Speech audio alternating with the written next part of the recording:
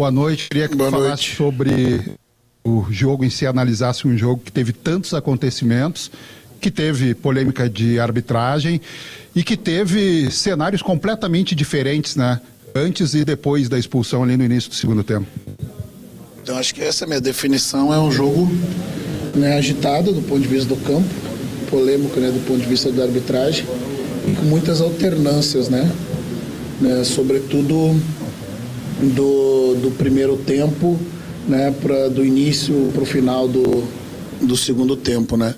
A ideia era a gente, né, imaginando como o Corinthians do Dorival viria, né, com o Depay e o Yuri na frente, a gente iniciar ali com o Fernando dentro da linha, e com 3 jogadores de centro, mas, né, se alternando à frente o Wesley e o Ener, né, com o Alan na articulação, né. Em fase ofensiva a gente definiu bem, né, que o Fernando fosse para dentro da linha, a gente ganhasse as amplitudes do campo com o Berna e com a Aguirre, para trazer o Wesley para dentro, para ser um parceiro do Ener ali, com 2 atacantes e com dois médios, né, de boa construção e chegaram na frente, que é o Thiago. Nós sofremos um pouco ali com as flutuações do Depay, né, que foi que nos motivou a tirar o Fernando da linha para marcar aquelas flutuações, e nós conseguimos, com esse encaixe, ter a virada que nos garantiu a vitória parcial no primeiro tempo. Né, o segundo tempo ele começa, né, com a confusão do segundo cartão do Bruno, né, que ao meu ver assim, a jogada ela é toda irregular, porque tem uma falta no Oscar antes, né, e o Bruno faz a menção do carrinho, mas pisa no chão, não é ele que nem faz a falta. A substituição já estava pronta na beira do campo, né, para fazer, né, para a gente não correr esse risco com o Bruno ali. O Thiago pediu, né, logo no início do começo do jogo ali, nessa sequência dos 2 jogos direto, sentiu as pernas muito pesadas, pediu para sair, e o Alan no intervalo, né, sentiu alguma coisa no posterior, e também a gente tem que fazer modificação pelo Oscar. Depois da expulsão é um cenário, né, num contexto que entendo eu, né, que, né, foi que eu fiquei até o final do jogo para falar com o árbitro e dizer para ele que infelizmente hoje os árbitros se escoram no VAR, né, e que as 2 decisões que trouxe o estádio para dentro do campo eram decisões do campo, ele não poderia abrir mão de tomá-las, né. Então hoje o VAR é uma muleta, né, para que as decisões sejam postergadas e eles possam analisar com mais calma, né, como se fosse o replay disponível para eles a todo momento. Né, o 4-2 é a consequência, né, depois de buscar defender novamente, fazer a linha de 5, né, reforçar a marcação. É uma pena num jogo, né, que a gente conseguiu uma virada importante, e um cenário adverso segundo tempo nos tira força e por consequência melhor jogo. Boa noite, Roger. Fabiano Querotti, Rádio Grenal.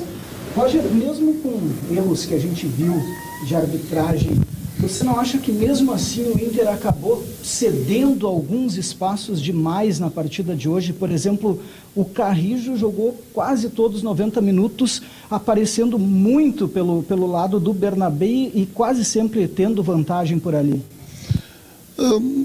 Ele teve algumas vantagens pelo lado do campo em profundidade, né, fazendo lado à medida que eles não tinham um jogador de ponta, né, mas é o ímpeto do adversário jogando em casa, né. Penso que, como eu disse, depois que a gente controlou as flutuações e passou a ter um jogador a mais na frente da linha, essas jogadas elas diminuíram, né, que nos deu muita força para atacar.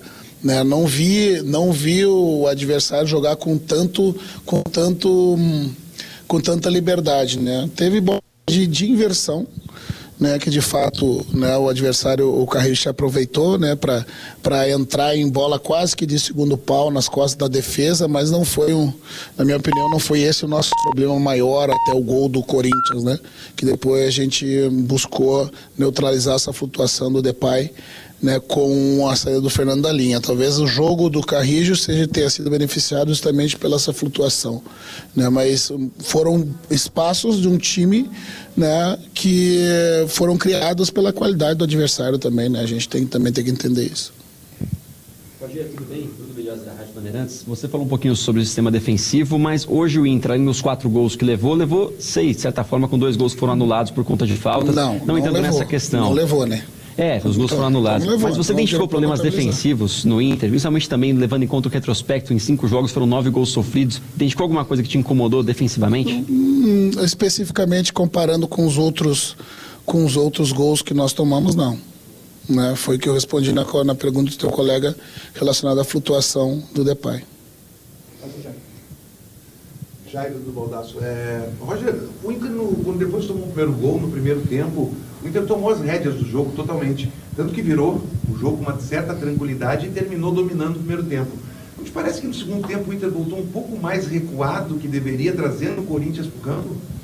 Não vi, Jairo. Vi o ímpeto do Corinthians, talvez, no início do segundo tempo, pela desvantagem, né, talvez empurrar a gente para trás. Mas foi tudo muito precoce. Logo no começo do segundo tempo, a gente tomou, né, o Bruno tomou o segundo cartão e a gente ficou com um jogador a menos. Né, acho que o Bruno tomou o segundo cartão com 10 minutos, eu acho. Né, então, não, vi um puta de um controle nosso no primeiro tempo. Né, que nos deu a virada, né, e depois talvez o natural ímpeto do Corinthians, né, de segundo tempo, reverter o placar, ter nos empurrado um pouco para trás, né, mas não foi a ideia, né, de segurar, né, a ideia era manter o ímpeto, controlar pela posse, ampliar os laterais, empurrar o Wesley para dentro, né, mas infelizmente a expulsão ela nos tirou força. Rogério, Alexandre Ernest do Vozes do Gigante, se a gente for olhar a sequência da tua temporada, tirando o clássico Grenal da final do Campeonato Gaúcho, o Internacional não ganha fora de casa. Eu queria saber, em termos de, primeiro, preocupação pelo fato de não vencer também fora de casa e até mesmo pela questão da postura fora de casa. Porque muitas vezes a gente joga, ou o Internacional joga, dentro do Beira-Rio de uma forma, propondo um pouco mais o jogo, e fora de casa tu faz uma linha de 5 com o Fernando entre os zagueiros, tentou botar mais 2 volantes ali, não sei se para conter muito mais também o Corinthians. A questão da postura fora de casa, o Inter vai seguir assim, tentando basicamente tentar buscar um empate em uma vitória? Não é essa a intenção, né? A postura a gente não muda a postura fora de casa, né? A questão fora de casa, os adversários com o ímpeto de estarem jogando em casa acabam nos empurrando para trás, né? O que eu venho cobrando é que a gente, né, ao retomar a bola, a gente tenha um cuidado melhor com a bola e não devolva a bola para o adversário, fazendo com que tu tenha a dificuldade de sair no campo e andar para frente dentro do campo adversário. A postura, ela tende a ser a mesma dentro e fora de casa. A questão é que os adversários não permitem que muitas vezes a gente consiga fazer a mesma postura aqui dentro de casa, né? E também a questão da vitória fora de casa, ela não pode ser tirada do clássico, né? Por que tu tirou o clássico da vitória fora de casa? Não, porque além daquele dia, jamais ganhou fora de casa, né? Mas a gente tem que... com aquele dia, né? Aquele dia teve uma vitória. Depois do Clássico Grenal, tirando o Clássico Grenal. Tá bem. Então, não vejo postura diferente. Né? Vejo uma imposição dos adversários, né? E a linha de 5 não é para que a gente se defenda mais baixo, né? A linha de 5 é para que tu marque as amplitudes do adversário. Hoje a linha de 5 foi para que a gente conseguisse controlar os 2 jogadores que o Corinthians tem à frente, que é o Yuri Alberto e o Depay. Né? Quando eu percebi que o Depay estava flutuando muito, eu tirei o Fernandes dentro da linha, a gente passou até um 4º jogador no meio campo, né? E o volante ou o jogador de meio campo a mais foi justamente para que na fase ofensiva eu pudesse torcer e deixar o Wesley ao lado do Enner e ter 2 atacantes à frente com o Alan por trás, quase fazendo um 3-5-2 com 2 jogadores rápidos buscando os contra-ataques, né? Então a postura, na minha opinião, ela não é diferente, é a mesma, né? O condicionamento em função do adversário. Boa noite, Roger. Boa noite. Rádio Inferno. Contra o Maracanã, na fase ofensiva, o Inter teve mais 70 cruzamentos na área, acabou convertendo 1. E hoje as estatísticas do jogo mostraram que os duelos aéreos defensivos do Inter foram bem abaixo do que normalmente são. Ao que tu atribui esse insucesso na bola aérea? Por vezes, né, uma tomada de decisão na subida, o Aguirre errou 2 ou 3 tempos de bola, numa bola de segundo pau. O Corinthians preenche a área com bastante gente, né? Mas novamente os cruzamentos eles aconteceram depois que nós estávamos com 1 a menos, né? E daí o adversário acaba ganhando o campo, acaba chegando do lado do campo, daí a gente aí sim, com linha de 5, a gente não conseguiu, né, evitar que essas bolas não ficassem ali. Algumas delas ficaram vivas dentro da área, não conseguindo tirar com força para fora da área, né? Mas para mim é condicionamento de um jogador a menos. Roger, boa noite. Primeiramente, Luiz Fernando Socati, da Web Rádio Gol de Placa. Você citou a questão do Alan Patrick, que acabou sentindo e sendo substituído no intervalo de jogo. Preocupa para o jogo decisivo contra o Atlético Nacional pela Libertadores? Eu conversei com ele agora no final, ele disse que sentiu a perna pesar, posterior, e a gente optou por tirá-lo, né, de campo, né? Não sei se dá para dizer que um pequeno desconforto, mas precisa avaliar ainda, né? Tomara que não seja nada. Roger, Vladimir Begui, da ESPN Brasil. Vocês têm um jogo muito importante na quinta-feira contra o Atlético Nacional. Queria que você falasse a respeito desse duelo, dessa importância que tem justamente visando uma classificação para as oitavas. É um jogo fora, um jogo importante, decisivo.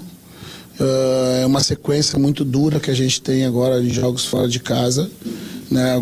A partir de agora a gente passa, né, a trabalhar o adversário, né, o contexto do jogo, né, descansar os atletas, né, treinar à medida que for possível, né, e ir para mais um jogo como um jogo decisivo que ele é, né, diante do adversário que a gente já conhece, né, no primeiro jogo. Boa noite, Roger. Sou repórter da Rádio Exclusiva e do Ronaldo, sou o Zarif Arabiano.